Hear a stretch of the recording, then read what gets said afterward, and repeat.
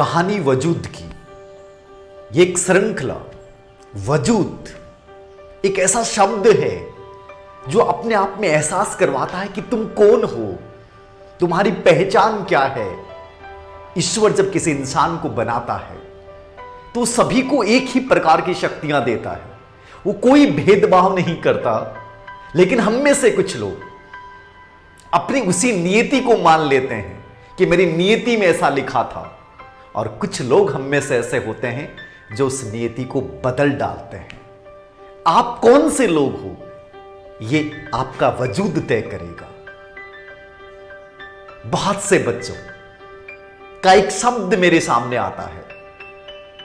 यह आज कहानी हर उस बच्चे के जीवन की है जो ये मानता है कि सर मेरे सामने परिस्थितियां ऐसी आ गई और मैं कुछ नहीं कर पाया।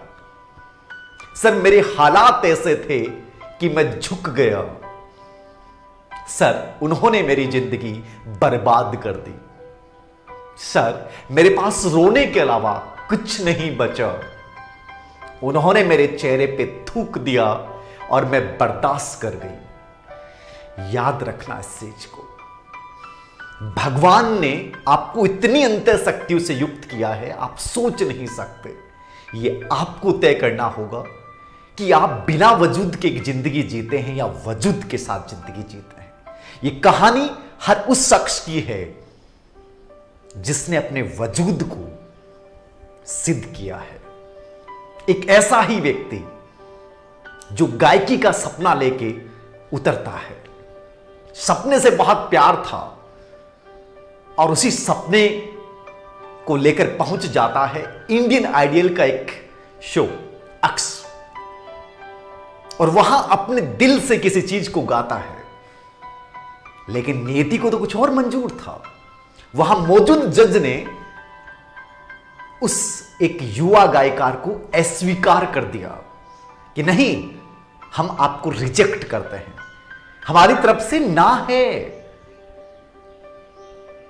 ये कहने के बाद कोई भी इंसान टूट सकता है कि आप किसी परीक्षा को देने जाएं और वहां आपको अस्वीकार कर दिया जाए, आपको रिजेक्ट कर दिया जाए, और हम उसे नियति मान लेते हैं कि शायद मेरे में कमी थी, शायद मेरे भाग्य में नहीं लिखा था।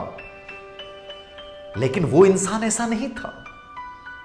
उसने अपने मम्मी पापा की आंखों में वो आंसू देख लिए जो चाह रहे थे कि वो रिजेक्ट ना हो, लेकिन उसने तो हिम्मत नहीं हारी।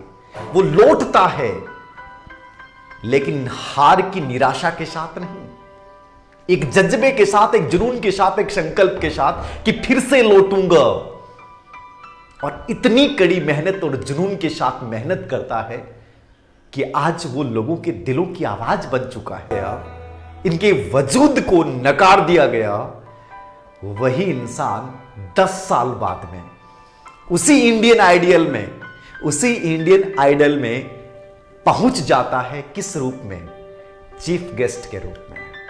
यानी जहां वो अपना एक सपना लेके गया था, वहां नकार दिया गया। उसी शो में उनको एक चीफ गेस्ट के रूप में बुलाया जाता है। ये वजूद है, यही वजूद है। याद रखना कि हम में से बहुत से बच्चे निराश हो जाते हैं कि सर उन्होंने मुझे नकार दिया, उन्होंने आज मुझे ये बात कह दी। याद रखिएगा, ईश्वर सभी को समान मौका देता है। उस मौके को जुनून में बदलकर और छीन लेना यदि आप में नहीं है तो आप एक कमजोर इंसान हैं। जिन लोगों ने तुम्हें रिजेक्ट किया है, जिस संस्था ने रिजेक्ट किया है, जिस एग्जाम ने तुम्हें रिजेक्ट किया है, याद रखना उसी के सामने फिर से खड़ा होना है और ये प्रूव करना है कि तुमने एक दिन मुझे ऐसा कहा था, तुमने मुझे ऐसा निकाला था, आज तुम लोग मुझे बुला रहे हो। यही वजूद है। ढूंढो वजूद को तुम जो उसे खो बैठे हो। ढूंढो वजूद को जो तुम उसे खो बैठे हो। कब तक बंद कमरे में छुप छुप कर रोवोगे? खुले आसमान में उड़ना सीखो। क्यों गुमनाम बैठे हो? क्यों गुमनाम बैठे हो? जो नामुमकिन है उसे मुमकिन करना सीखो। तुम्हारा वजूद कम नहीं है, तुम्हारा वजूद कम नहीं है, बस तुम उसे खो बैठे हो, बस तुम उसे खो बैठे हो। उस वजूद को कभी मरने मत दीजिएगा। यदि वजूद है तो हमारा जीवन है, बिना वजूद के जीवन नहीं होता। तो लड़ना सीखिए, हासिल करना सीखिए और छीनना सीखिए अपने जुनून से। ये कहानी थी जुबिन नौटियाल की।